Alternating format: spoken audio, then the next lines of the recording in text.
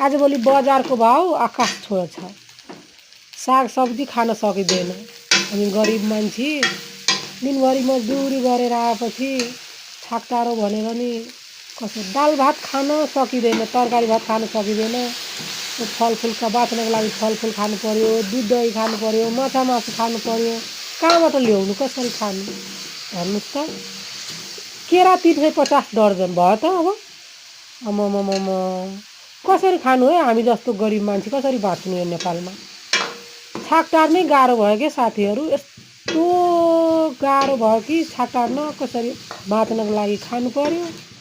अब खाऊ भने कहाँबाट ल्याऊ, दिनभरि मजदुरी गरेर नि पुग्दैन।